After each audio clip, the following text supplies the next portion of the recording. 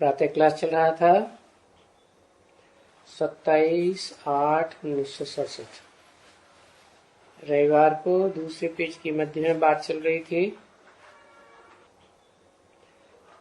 शिव का यादगार मंदिर है और सबसे जास्ती तादाद में है, भारत में भी दुनिया में भी। और कोई दूसरे का तो मंदिर इतना तादाद में नहीं है।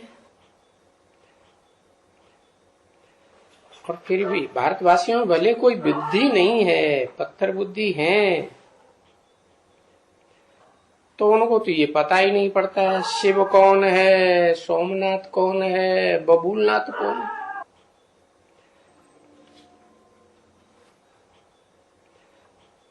अब नाम अलग अलग हैं तो काम भी ऐसे किए होंगे ना।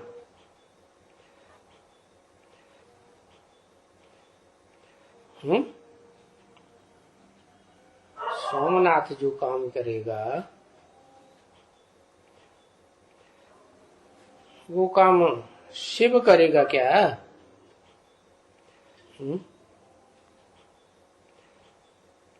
शिव इस सृष्टि पर आकर के वो तो आत्मिक स्थिति से देखा जाए तो वो तो सबसे ऊंची आत्मा है, परम पुरुष है। और वो परम पुरुष निराकारी है और सदा निराकार है। और पुरुषों के मुकाबले, आत्माओं के मुकाबले ज्यादा शक्तिशाली है, सर्वशक्तिमान कहा जाता है, या कम शक्तिशाली? तो ज्यादा सूक्ष्म होगा या स्थूल होगा? ज्यादा ही सूक्ष्म होगा ना। तो अति सूक्ष्म को और स्थूल को किसको याद करने में सहज होता है, किसको याद करने में बहुत कठिन होता है?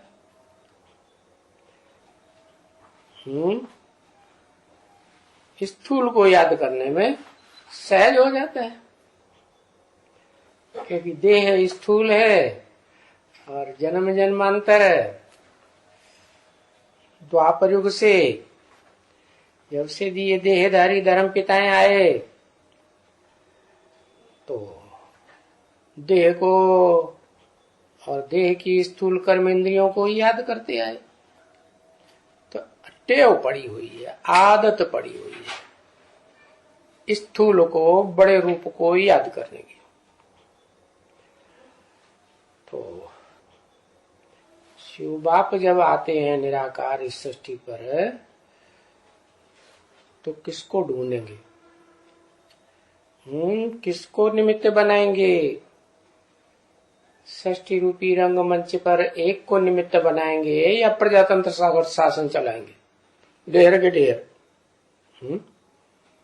एक कोई निमित्त बनाएंगे ना। जैसे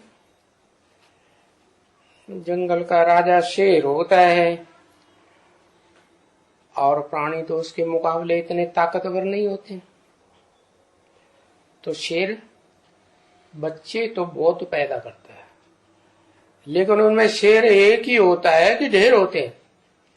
एक ही शेर होता है।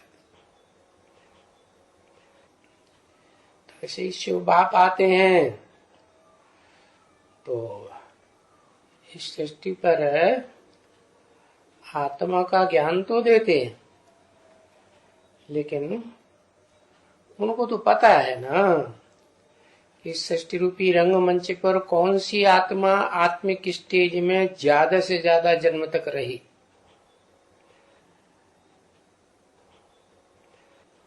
उसी आत्मा को निमित्त बनाएंगे और वो ही ज्यादा से ज्यादा स्टेज लंबी समय तक रंगमंच पर 4 युगों में आत्मिक स्टेज में टिकेगी, जो शूटिंग पीरियड में टिकी होगी। कि दूसरी हो जाएगी? दूसरी नहीं होगी। तो वो उसी में परमानेंटली कहो, मुकर्रर रूप से कहो, प्रवेश करता है, फिर भी पार्शलिटी नहीं करता। क्या वो बोलता है कि ऐसे नहीं कि मैंने मुकर्रर रूप से किसी रथ में प्रवेश कर लिया तो मैंने पार्शलिटी कर दी, नहीं, कि मेरे प्रवेश करने के कारण ज्यादा याद आएगा, नहीं। नियम बता दिया। क्या नियम बताया? तुम मुझे जितना याद करेंगे उतना मैं तुम्हारे साथ रहूंगा। क्या याद नहीं करेंगे तो तुम्हारे साथ नहीं। तो याद करने वाले तो फिर नंबरवार होते हैं। और नंबरवार क्यों बनते हैं? नंबरवार बनने का कारण क्या? वही शूटिंग पीरियड। शूटिंग पीरियड में जिन्होंने वो अव्वल नंबर को जास्ती याद किया, जास्ती संग लिया जन्म जन्मांतर, तो उनको ज्यादा याद रहेगा, कम याद रहेगा? उनको ज्यादा याद रहेगा। चलो वो तो उसके फॉलोअर्स की बात हुई। उसकी क्या बात हुई है? उसको ये आत्मिक स्थिति में ज्यादा टिकना क्यों होता है? बिना कारण के? कोई कारण होगा? क्या कारण?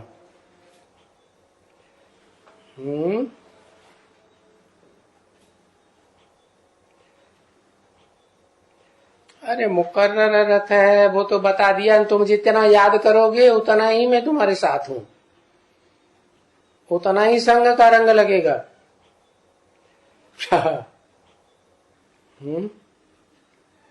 है, तेरी बुद्धि में बाबा कहने से बिंदी ही याद आवेगी। तो तेरी जिसको कहा उसको कैसे पता चलेगा कि मेरी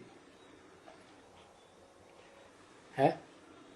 ब्रह्मा के तन में आके वेदवाणी चलाई है, गीता ज्ञान दिया, तो कोई एक को कैसे मालूम पड़ जाएगा कि तेरी शब्द मेरे ही लिए बोला? सुनने वाले तो ढेर बैठे हैं। तो आत्म सदा कायम एक शिव बाबा, तो उसे पता चलेगा कि मैं ही शिव बाबा हूं इस सृष्टि पर सदा कायम। उसे कैसे पता चल जाएगा? वो इसलिए कि आत्मिक स्थिति में ज्यादा इसलिए टिकती है, कारण ये हुआ कि जो आत्मा इस सृष्टि रूपी रंगमंच पर ऑलराउंड पार्ट बजाएगी वही तो पावरफुल बनेगी। और पावरफुल उतनी ही बनेगी जितना सूक्ष्म स्टेज वाली होगी। क्या? कम सूक्ष्म स्टेज वाली तो इस सृष्टि रूपी रंगमंच पर कम टिकेगी।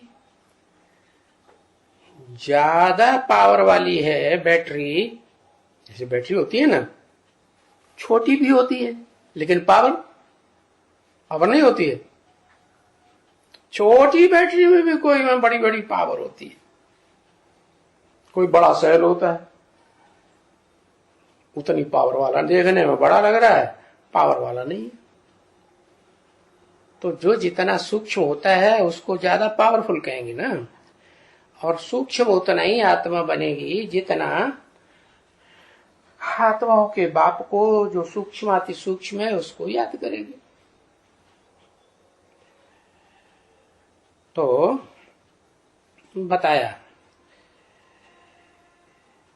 कि बबूलनाथ अलग नाम, बड़े से बड़े कांटे बनते हैं, दुखदाई कांटे बनते हैं, उनको नाथने वाला। और शिव अलग नाम, शिव किसको नापता है? बड़े से बड़े कांटे को नहीं नापता। लेकिन वो अनेक जन्मों में बड़े से बड़ा कांटा रहता है कि एक जन्म में ही आके बनता है? और एक जन्म में भी आके तब बनता है, लास्ट जन्म में बनता है। वो भी तब बनता है जब संग का रंग लेते लेते लेते लास्ट में आकर के शिव बाप जब आते हैं और आने का उनका हिसाब ये बता दिया दिव्य जन्म का कि औरों के आत्माओं के मुकाबले उनका दिव्य जन्म कैसा है। और आत्माएं जो प्रवेश करती हैं, भूत प्रेत वगैरह भी प्रवेश करते हैं, या आत्मा गर्भ में भी प्रवेश करती है, तो प्रवेश करने का उनका तरीका अलग है सबसे। क्या माता के गर्भ में आत्मा प्रवेश करती है तो माता को तो पता चलता है, और शिव आते हैं तो है किसी को पता नहीं चलता। इसलिए जब शिव आया उस मुकर्रर रथ में तो उसको भी पता नहीं चलता। जब पता ही नहीं चलता है तो पुरानी परंपराएं जो चली आ रही हैं समाज में, दुनिया में,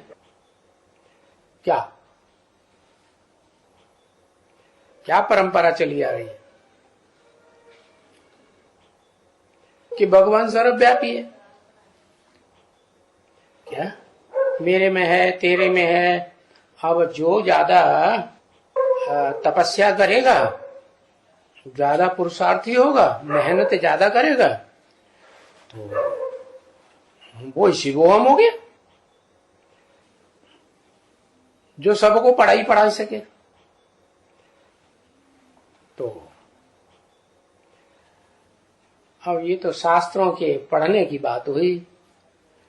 जिन्होंने जितने शास्त्रों का अध्ययन किया होगा तो सबको बुद्धू बना लेते हैं। कम अध्ययन किया होगा तो कम बुद्धू बना पाएंगे। तो बताया कि शिव बाप प्रवेश करते हैं तो वही बात, क्या उसको पता ही नहीं चलता। तो पता ही नहीं चलता तो शिव हम बन के बैठेगा कि नहीं। जब ढेर के ढेर हुजूम के हुजूम इकट्ठे हो जाएंगे सैकड़ों की तादाद में, तो वो अपने को शिव समझ करके पतितों को, तमो प्रधान को सतो प्रधान बनाने के लिए, संग का रंग दिलाने के लिए अपना पुरुषार्थ करेगा कि नहीं। और ये समझेगा कि मैं सच्चा काम कर रहा हूं कि झूठा कर रहा हूं। सच्चाई समझ के करेगा ना। तो उस समय की बात नहीं है, बात तब की है जब उसे आत्मा का परिचय मिलता है और बाप का भी परिचय मिलता है कि इस मनुष्य सृष्टि में जो भी पार्टधारी आत्माएं हैं, चारों सीन में या कोई एक सीन में या कम या ज्यादा, तो वो सब पार्टधारी आत्माएं बिंदु हैं। और उन बिंदु का बाप भी बिंदु, चींटी का बाप चींटी जैसा, हाथी का बाप हाथी जैसा डबल रील वाला, सांप का बाप सांप जैसा लंबा लंबा। तो आत्मा बिंदु है तो बिंदु आत्मा का बाप भी बिंदु जैसा। ओ माताओं में भक्ति भावना ज्यादा होती है, खास करके भारत की माताओं में, तो वो परंपरा प्राचीन काल से चल गई, ऋषियों मुनियों ने बनाई दी। क्या जो गीता में लिखा हुआ, भ्रवोर मध्य प्राणमावेश्य सम्यक, भ्रकुटी के बीच में आत्मा को याद करो, प्राणी को याद करो। तो जो परंपरा डाल दी कि भ्रकुटी के बीच में ज्योति बिंदु आत्मा रहती है, तो माताएं तो पक्की हैं आज तक भी। क्या करती है भ्रकुटी में बिंदु लगाती है। अभी तो विदेशियों का प्रभाव पड़ गया, तो खान पान रहन सहन सब कुछ बदल गया भारतवासियों क्योंकि भारतवासी कन्वर्ट भी तो जल्दी होते हैं संघ के रंग में। तो अभी तो कोई कोई तो अभी भी लगाती है, लगाती कि नहीं, देखा है? दुनिया में खास करके भारत में कोई कोई माताएं आज भी बिंदी लगाती हैं। पता नहीं है इसलिए बड़ा बिंदा भी लगा लेती है। तो बाप आके बताते हैं, बच्चे तुम ज्योति बिंदु आत्मा हो, तो दूसरा कोई तुम्हें देखे तो उसे तुम्हारी भ्रकुटी में बिंदु याद पड़े तो अच्छा ही है ना। तो डायरेक्शन दे दिया कि छोटा सा स्टार सफेद वाला बिंदी लगानी चाहिए। तो भले बाप ने बोल दिया, सुप्रीम सोल ने बोल दिया, तो भी भाई लोग लगाते हैं कि माताएं लगाती हैं? माताएं लगाती हैं, भाई लोग नहीं मानने वाले, लफड़ेबाजी। तो वो आत्मा जो है, जब उसे ज्ञान मिलता है दूसरे जन्म में, कल बताया था ना, फेल हो गई तो दूसरा जन्म लेना पड़े। तो दूसरे जन्म में जब आती है तो दो ही आत्माएं मुख्य हैं भारत में भगवान के रूप में। कौन कौन? राम और कृष्ण। तो वो राम वाली आत्मा जो बाप के रूप में है, वो तो बीज रूप आत्मा, वो तो फेल हो गई। तो फिर कृष्ण वाली आत्मा का नंबर लग गया। उसमें शिव बाप ने प्रवेश करके गीता ज्ञान सुनाना शुरू कर दिया। और सुनाते सुनाते जब कितना टाइम पूरा हुआ, कल बताया था 21 साल पूरे हो गए। तो 21 साल में उनका 21 जन्म का जो वर्षा है हो गया। जब शुरुआत हुई सन 47 से, तो ऊपर चढ़ना शुरू की, ऊपर चलना शुरू किया था या नीचे? 47 में ब्रह्मा में शिव बाप ने आके मुरली चलाना शुरू किया, तो ऊपर चढ़े या नीचे? ऊपर चढ़े। पहले जन्म की सीढ़ी से लेकर के ऊपर की ओर चढ़ा। तो कोई बात गीता में भी लिखी हुई है, विपरिवर्तते, या भी माने विपरीत में परिवर्तन होता है ड्रामा। तो पहले जन्म से लेकर के, पहले वर्ष से लेकर के 47 से और सन 68 तक 21 साल हुए ना। 21 साल में वो आखिरी सीढ़ी तक पहुंचे कि नहीं? ज्ञान परिपक्व स्टेज में पहुंचा? जब नहीं पहुंचा, क्यों? आत्मा का ज्ञान पक्का नहीं हुआ कि तुम ज्योति बिंदु आत्मा हो, तुम्हारा बाप ज्योति बिंदु है। और वो ज्योति बिंदु आत्मा, और तो उस ज्योति बिंदु आत्मा का परम पिता शिव बाप इस सृष्टि पर कितना और कैसे पार्ट बजाता है, ये क्लियर नहीं हुआ। और जिसमें प्रवेश करता है वो कितने जन्म कैसे कैसे चारों सीन में पार्ट बजाता है, वो क्लियर नहीं हुआ है? क्या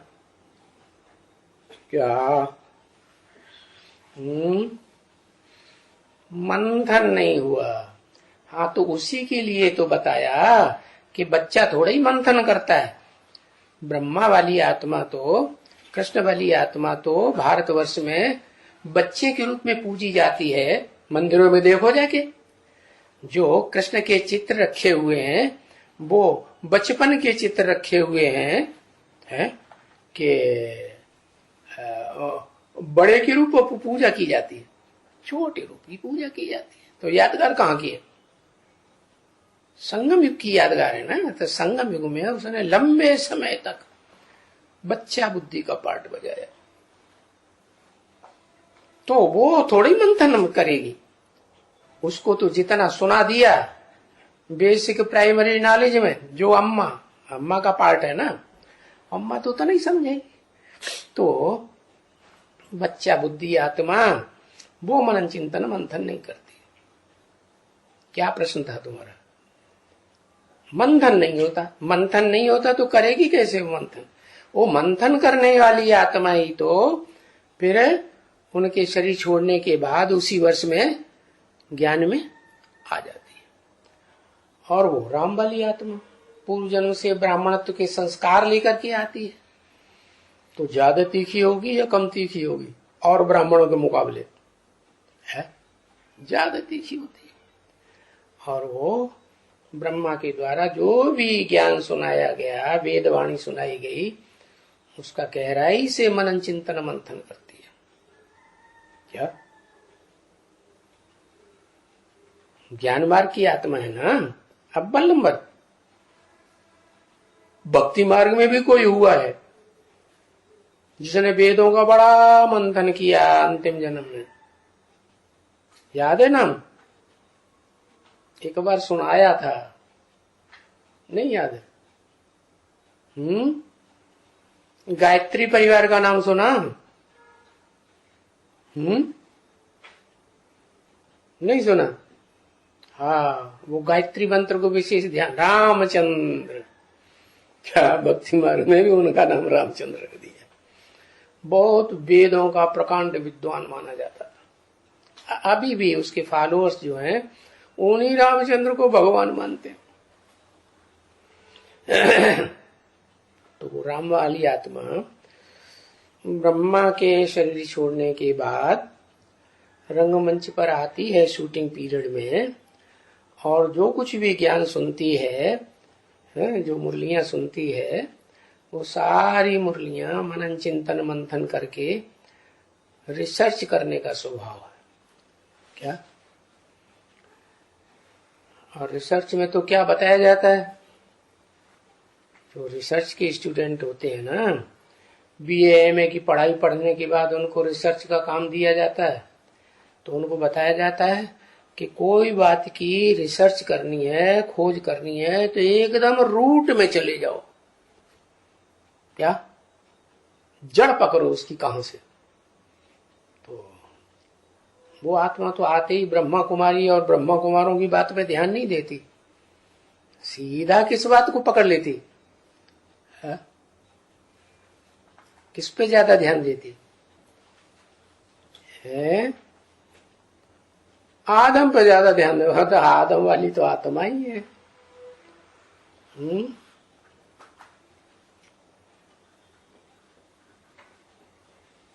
दादा लेखराज में ध्यान देती है तुम्हारा है। मूल पुरुषार्थ क्या है? मैं कौन हूं? तो वो तो सभी को पता चल गया, मैं बिंदु आत्मा हूं। मुरलियों पे ज्यादा ध्यान देती है। क्या? ब्रह्मा कुमार कुमारों के पास वो ज्ञान नहीं है जो रूट में है। तो रूट कौन है बेसिक नॉलेज का? ब्रह्मा बाबा जड़ है ना। तो वो मुख से निकली हुई मुरलियों के ऊपर ज्यादा ध्यान दे करके गहन अध्ययन करके कितने साल लगते हैं?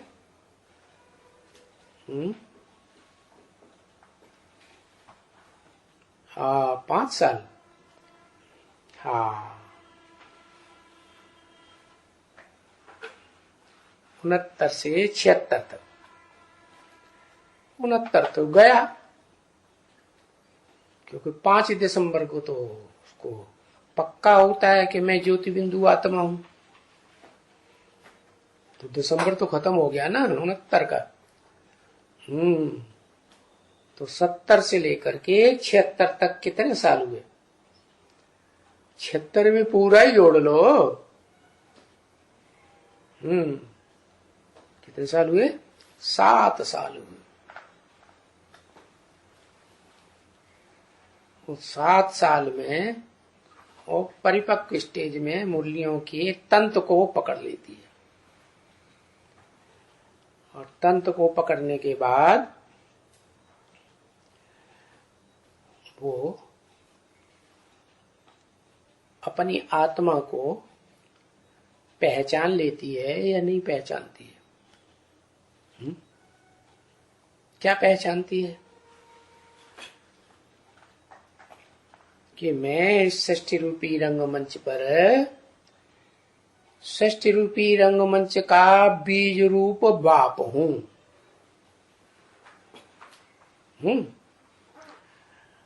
और जब बीज रूप बाप हूं तो गीता में तो लिखा हुआ है, मैं जब आता हूं तो पहले पहले किसको ज्ञान देता हूं?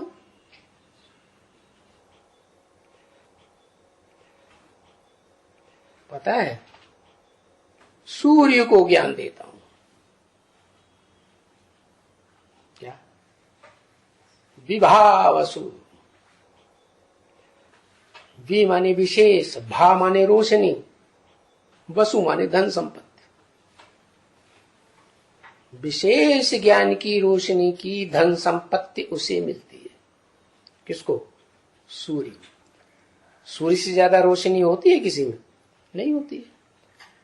तो षष्ठी रूपी रंगमंच पर वो ज्ञान सूर्य के रूप में प्रैक्टिकल प्रत्यक्ष होने वाली आत्मा अपने को समझ ले, क्योंकि शिव बाप तो बिंदु है।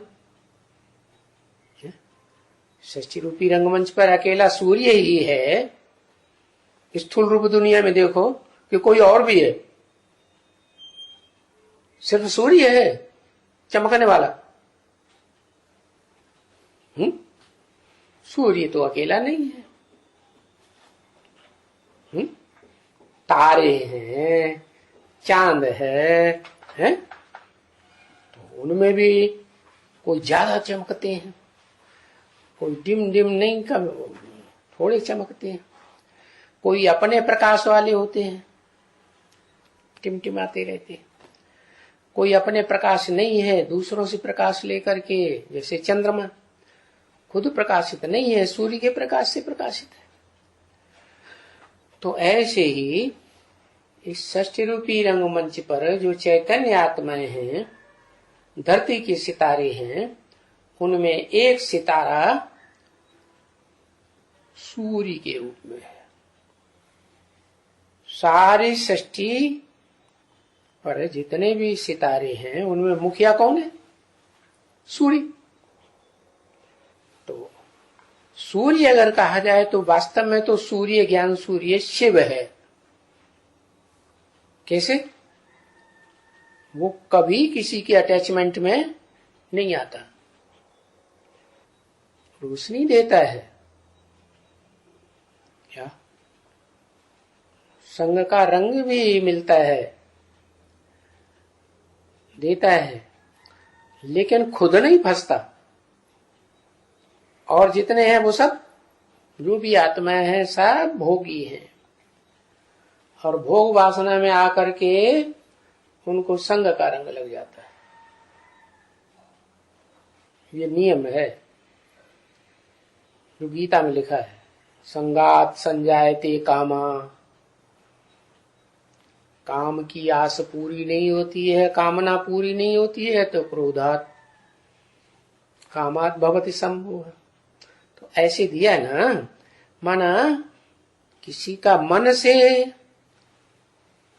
दृष्टि से, वाचा से, कर्मेंद्रियों से संग करेंगे तो उसकी याद जरूर आएगी। ये भोगी आत्माओं की बात बताई। और इस दुनिया में सब आत्माएं भोगी हैं। क्या? एक आत्मा जो षष्ठी रूपी रंगमंच का हीरो है, बीज है, वो भी भोगी है। और वो सबसे जास्ती भोगी है कि सबसे कम है? सबसे जास्ती भोगी है। तो शिव बाप आते हैं तो उसी को पकड़ते हैं। भोगी होगा तो ज्यादा पतित बनेगा कि योगी होगा तो ज्यादा पतित बनेगा? भोगी ज्यादा पतित बनेगा। तो उसी आत्मा को पकड़ते हैं जो सबसे जास्ती पतित बन जाती। उसको एक को मुड्ढे को सुधार लिया क्या तो सब सुधर जाए। जैसे डकैतों का गैंग होता है ना, तो जो सरगना डकैत होता है मुखिया, पुलिस अगर उसको पकड़ लिया मिलिट्री ने तो फिर सारा गैंग बिखर के भाग जाएगा। ऐसे प्रदर्शनी अंग में चित्र भी दिखाया कि नहीं, याद है क्या? ज्ञान सूर्य प्रगटा अज्ञान अंधेरे दिखाया है कि उसमें सूर्य प्रकट हुआ और काम क्रोध लोभ मोह अहंकार के राक्षस हाथ उठा के भागे। तो ऐसे ही है। शिव तो है अव्यक्त, और शंकर वाली आत्मा के लिए तो शास्त्र में भी प्रसिद्ध है कि तीसरा नेत्र ज्ञान का खुला और कामदेव बस हो गया। वो तो मुखिया है ना विकारों का है, तो मुखिया भागा तो पीछे पीछे सारे ही भाग खड़े। क्या सेनापति दमदार है, ज्यादा पावर देने वाला है, उमंग उत्साह बढ़ाने वाला है, तो भागेंगे, या उल्टा होगा तो भागेंगे? उल्टा होता है तभी भागते। कंट्रोलर मजबूत होने चाहिए। तो इसलिए शिव बाप आकर के उस एक आत्मा को ही मजबूत बनाए देते, आप समान बनाए देते। आप समान माने किस बात में? आप समान निराकारी है तो निराकारी बनाए देते, निर्विकारी है तो निर्विकारी बनाए देते, और निरहंकारी है शिव बाप तो निरहंकारी बनाए देते। पहले निरहंकारी था या दुनिया का सबसे बड़ा अहंकारी था?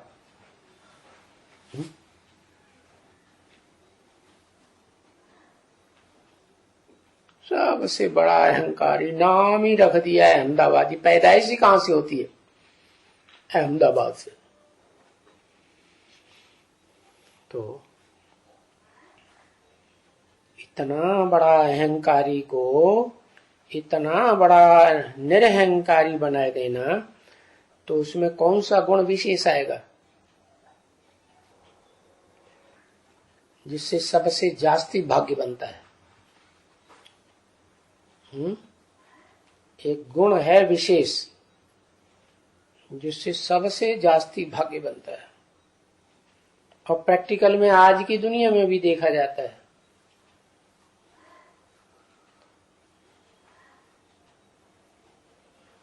त्याग। त्याग से भाग्य बनता है। शिव में क्या खासियत है? Supreme soul God father, heavenly God father में क्या खासियत है? कुछ नहीं चाहिए। तो उनकी तो बड़ी बात नहीं, क्योंकि उनको तो रथ ही नहीं है, तो स्वार्थी कहां से होंगे? ने? रथ होगा, शरीर होगा तो स्वार्थी होंगे, रथ ही नहीं होगा तो स्वार्थी कैसे? तो जिसमें प्रवेश करते हैं उसको आप समान बना करके, जो सबसे बड़ा स्वार्थी होता है, दुनिया का सबसे बड़ा भोग भोगने वाला, उसको निस्वार्थी बना देते हैं। क्या? कैसा? नाम क्या है शिव का? एक ही पक्का नाम है ना, शिव। शिव माने कल्याणकारी। तो जैसा नाम वैसा काम। तो जिसमें प्रवेश करता है मुकर्रर रूप से, उसको भी क्या बनाया? आप समान विश्व कल्याणकारी बना दिया। क्या? अपने रथ की चिंता नहीं। और जो रथ वाले हैं ना, जो भी स्वार्थी आत्माएं हैं दुनिया में, तो सभी स्वार्थी हैं, खास करके कलयुग के अंत में। तो सबको निस्वार्थ बनाने का ठेका लेता है। कैसे? रथ ही नहीं रहेगा तो क्या बन जाएंगे? है? स्वार्थी बनेंगे कि निस्वार्थी बनेंगे? निस्वार्थी। तो बताया कि वो आत्मा जो सोमनाथ कही जाती है, वो उस आत्मा को पकड़ती है जो इस सृष्टि रूपी रंगमंच पर पहले पहले, सबसे पहले रथ की इंद्रियों का भोग करना शुरू करती है। कौन है? कौन है वो आत्मा?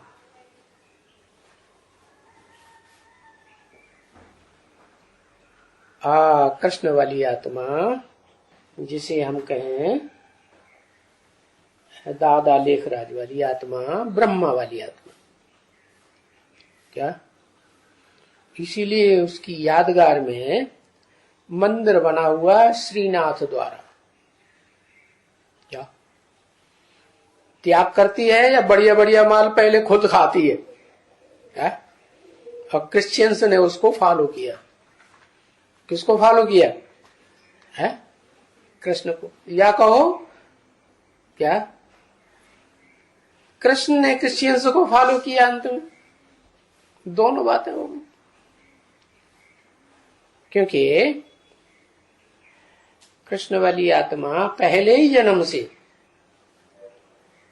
देह का सुख भोगना शुरू करती है कि नहीं? उससे पहले कोई और भोगता है? कोई है सृष्टि रूपी रंगमंच पर? कोई भी नहीं। वही कृष्ण वाली आत्मा, दादा लेखराज वाली आत्मा, वही ब्रह्मा वाली आत्मा प्रैक्टिकल जीवन में शूटिंग पीरियड में भी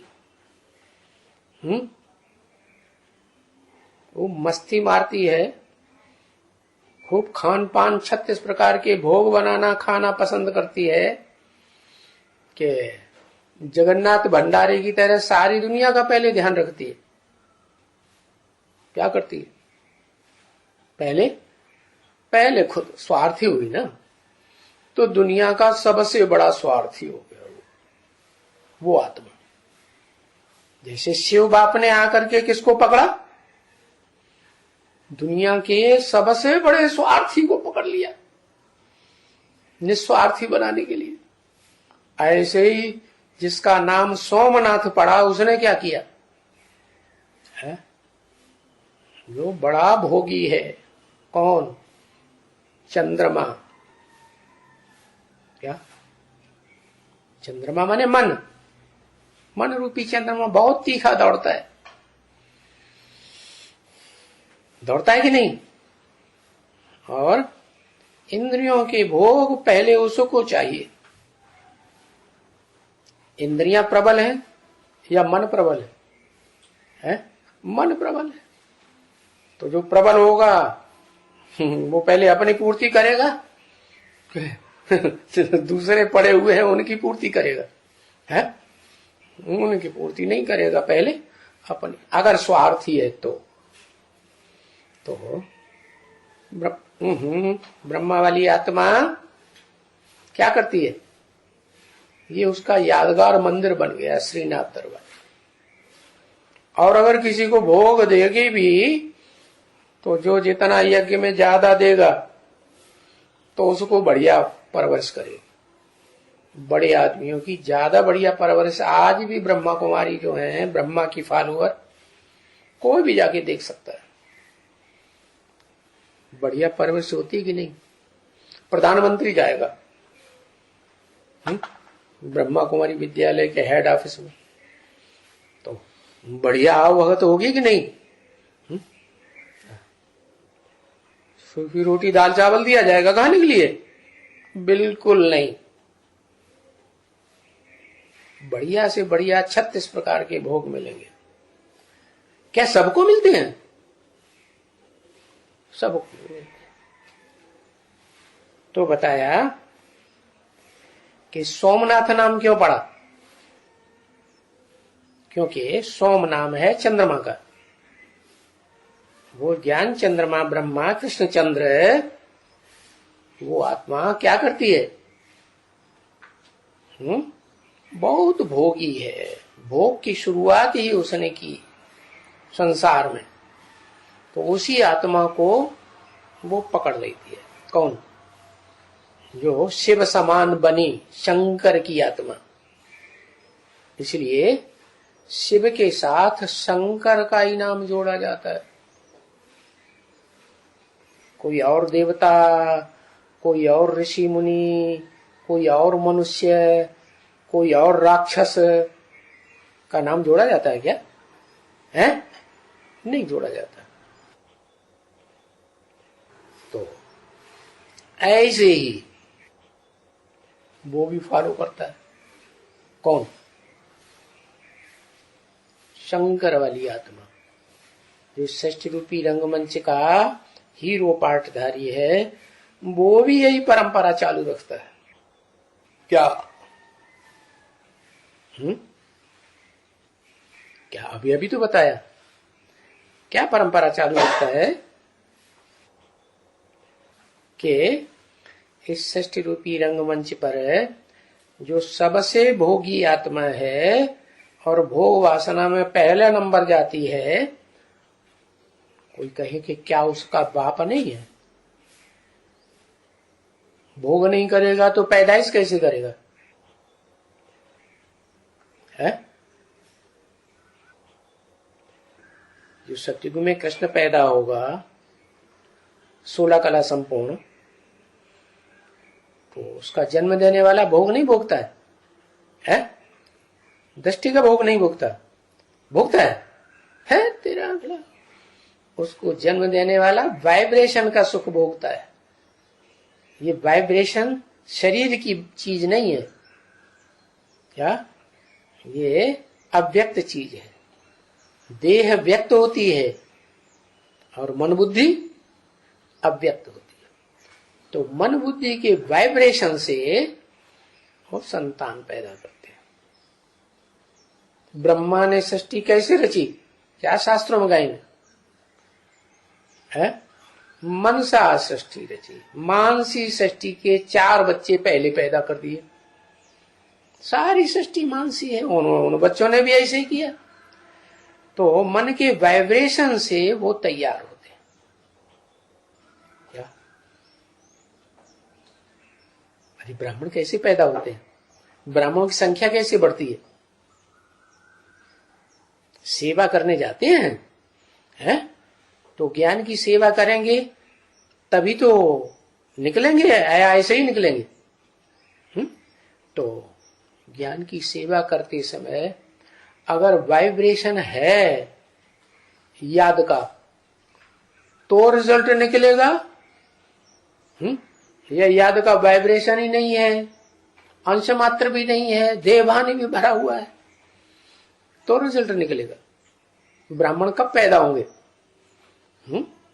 जैसे ब्रह्मा ने वाइब्रेशन, मन के वाइब्रेशन से मानसी सृष्टि पैदा की, ऐसे ब्रह्मा कुमार का भी फर्ज बन जाता है कि जो भी यज्ञ सेवा में कदम बढ़े तो उसमें याद होनी चाहिए। याद होगी तो रिजल्ट निकल आएगा। याद का अर्थ क्या है? याद माने प्यार, लगाओ। तो स्नेह। तो दुनिया में भी संतान पैदा करते हैं ना लोग, तो पति पत्नी का जितना प्यार होगा उतनी अच्छी पैदाइश होगी। कि मारामारी चल रही है, जबरदस्ती चल रही है, तो देवताई आत्मा पैदा होगी, राक्षसी आत्मा पैदा होगी। राक्षसी आत्मा पैदा होगी, सींगों वाली। तो ऐसे ही यहां पर भी बात है। जो कृष्ण वाली आत्मा सत्युग के आदि में 16 कला संपूर्ण जन्म लेती है, वो कलातीत से जन्म लेती है या 16 कला संपूर्ण से जन्म लेती है? कलातीत से जन्म लेती है। और कलातीत अतीन्द्रिय सुख तभी ही मिलता है जब वाइब्रेशन का सुख हुआ जाता है। उसको कहते हैं वैकुंठवासी,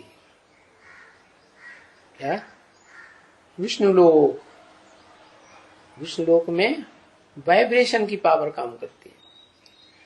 तो ऐसे नहीं है कि 16 कला संपूर्ण सतयुग में जो पैदा हुआ पहला प्रिंस, तो उसका बाप भी देह का भोग करता होगा। क्या करता है?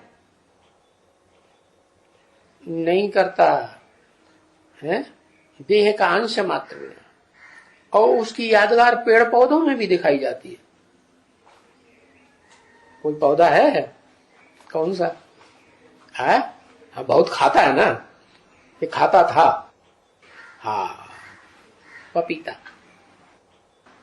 पपीता की जो हालत ऐसी है कि 2 मील दूर पर भी, 2 मील के दायरे में कोई वृक्ष ना हो पपीता का, न मादा न मेल न फीमेल, तो भी 2 मील 2 किलोमीटर दूर पर भी अगर कोई वृक्ष खड़ा हुआ है, फीमेल या मेल, तो एक दूसरे से वाइब्रेशन अपना मिला लेंगे और फल पैदा कर देंगे। दूसरे वृक्षों में ऐसा नहीं होता। ना मिसाल है ना, मिसाल तो होनी चाहिए ना, मिसाल है आज की दुनिया में भी। दुनिया कभी सच्चाई से खाली हो जाती है क्या? नहीं, पवित्रता का अंश कुछ न कुछ रहता है तब दुनिया चलती है, कि बिना पवित्रता के पालन के दुनिया चलती है? अंश मात्र कहीं न कहीं पवित्रता होगी तो दुनिया चलेगी। दुनिया के सारे काम, चाहे स्थापना का काम हो चाहे विनाश का काम हो, पवित्रता के बगैर नहीं चलता। तो ये पवित्रता की पावर पेड़ पौधों में भी देखी जाती है, प्राणियों में देखी जाती है कि नहीं? पेड़ पौधे तो निर्जीव कहे जाते हैं, प्राणियों में होती है कि नहीं? मोर, मोर है ना, तो मोर जो है वो विकारी कर्म इंद्रियों से नहीं करता।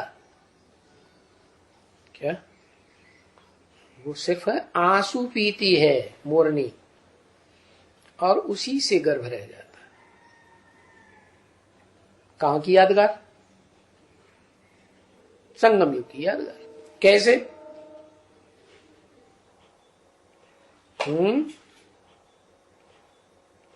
कैसे यादगार कहेंगे? क्या चलन?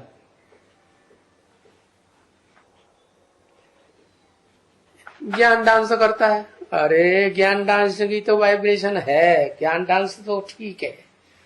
ज्ञान डांस करने से कोई बीज थोड़ा ही पड़ जाता है। ज्ञान डांस करने से आकर्षण होगा मोरनी को, बस। बीज कैसे पड़ जाएगा?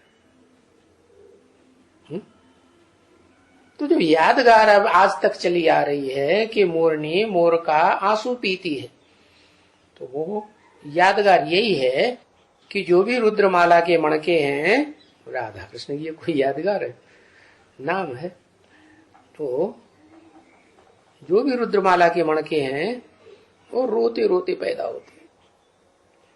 क्या?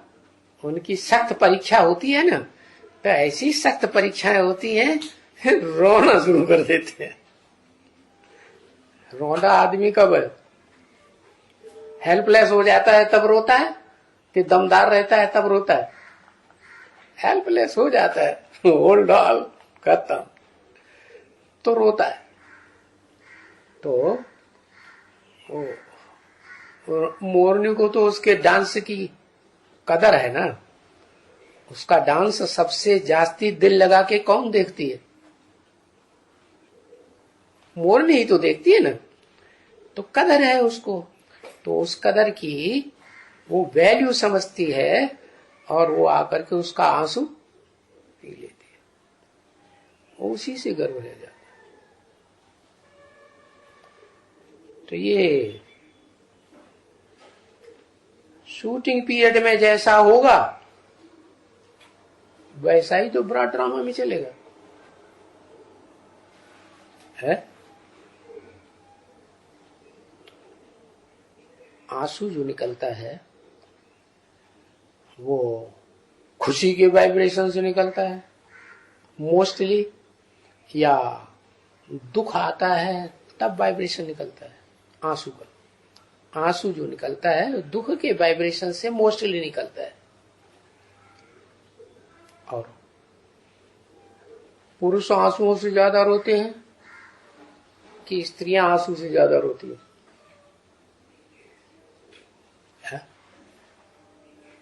स्त्रियां ज्यादा रोती हैं आंसुओं से। पुरुष तो कठोर होता है ना, उसके आंसू नहीं निकलते, अंदर ही अंदर मन रोता है क्या। लेकिन वो पुरुष है, अब पुरुष होते हुए भी आंसू से निकल पड़ता है। कहते भी है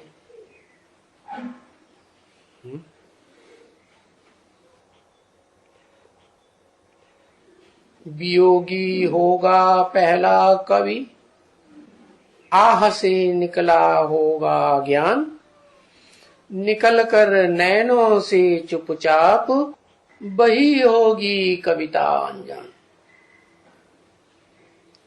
कवि माने विद्वान, दुनिया का बड़े से बड़ा विद्वान। तो वो तो वेदों का जानकार को ही तो विद्वान कहा जाता है। तो वो षष्ठी रूपी रंगमंच का जो हीरो पार्टधारी है वो पहला कवि भी है। उसका नाम मालूम है गीता में क्या दिया गया? शास्त्रकारों ने तो कुछ और समझ लिया। नहीं, व्यास तो द्वापर में हुआ, उसका नाम दिया है उषणा। क्या वो क्या है? उषा ना, वो उषा नहीं है। उषा को फॉलो करने वाला है या उषा है पीछे पीछे जाने वाला।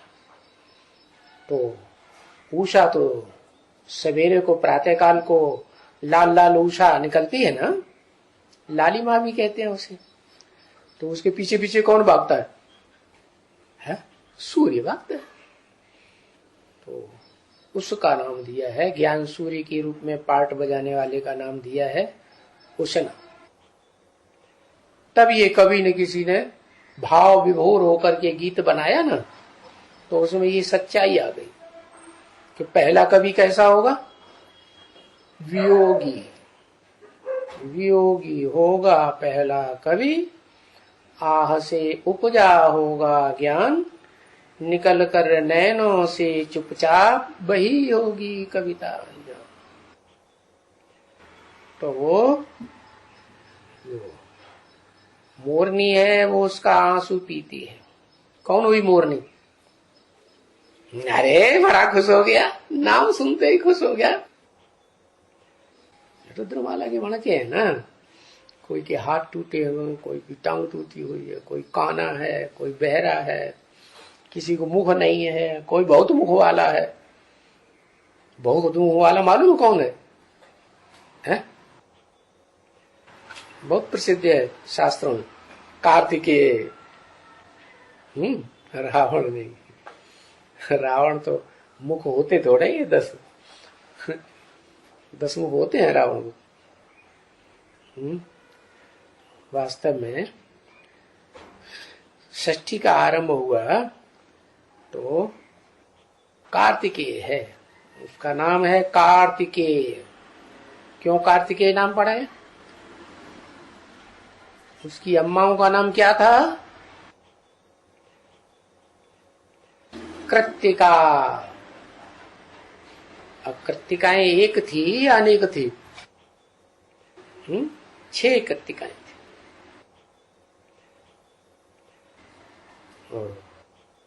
वो तो अपनी अम्माओं को जानता होगा ना। या तो वो जानता होगा या उसका बाप जानता होगा। अम्मा को कौन जानेगा? अम्मा को या तो बच्चा जानेगा है, या तो अम्मा होगा, जो बाप होगा वो जानेगा।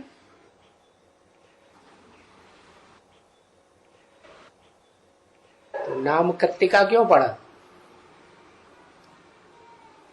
कृत माने क्या?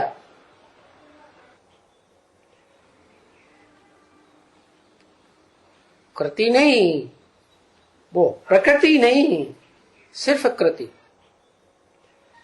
माने प्रकृष्ट कर्म करने वाली नहीं, सिर्फ कृति, कर्म किए। तो कर्म कौन सी युग से शुरू होते हैं? कर्मेंद्रियां कर्म करना कौन सी युग से शुरू करती है? द्वापर से। द्वापर से इब्राहिम आया और ये जो भ्रष्ट इंद्रियां हैं शरीर की, वहां से कर्म करना शुरू होता है। तो ये 6 धर्मों की 6 कृतिकाएं निकलती हैं, माताएं। कौन कौन से 6 धर्म होंगे?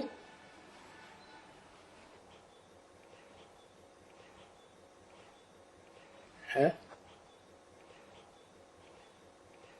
इस्लामी, बौद्धी, क्रिश्चियन, सन्यासी, मुस्लिम, सिख। ठीक है ना? ये 6 जो हैं पक्के आस्तिक है। 7वां जो आर्य समाज है वो आधा आस्तिक है, आधा नास्तिक है, उसको छोड़ दो। तो वो 6 धर्मों की जो 6 आधार मूर्त माताएं हैं ना, वो ही कृतिकाएं हैं। कर्म को ज्यादा महत्व देते हैं, कर्म इंद्रियों के कर्म को, ज्ञान इंद्रियों को उतना महत्व नहीं देते। तो 6 आत्माएं, वो 6 माताएं 6 धर्मों से कनेक्टेड हुई ना, वो ही कृतिकाएं हैं। तो और वो औलाद उसकी कौन प्रसिद्ध है कृतिकाओं की? कार्तिकेय। जैसे ब्रह्मा, तो ब्रह्म में मात्रा नहीं है। फिर बच्चे बनते हैं तो ब्राह्मण, तो मात्रा बढ़ गई ना। विष्णु, मात्रा बढ़ी बच्चों की, फॉलोअर्स की। वैष्णव, शिव, शैव, बच्चे के अर्थ में मात्रा बढ़ती है ना, वो रचना बनती है, उस रचने की मात्रा बढ़ जाती है। तो ऐसे ही ये कार्तिकेय नाम पड़ा। और ये 6 माताओं का पुत्र है। तो 6 की तरफ बुद्धि जाएगी कि एक माता की तरफ बुद्धि जाएगी? 6 की तरफ। और गणेश जी की है एक माता। तो कौन बढ़िया हुआ? है मैं बढ़िया हुआ। क्यों? किसको कोई प्यारा लगता है, किसको कोई प्यारा लगता है ना? है ना? तो गणेश जी कहते हैं कि मैं तो एक माता का बच्चा हूं। और कार्तिकेय क्या कहता है? तुम तो एक ही माता का बच्चा है और मैं तो 6 माताओं का बच्चा हूं। तो कौन बड़ा हुआ? एक वाला। क्यों एक वाला? क्यों?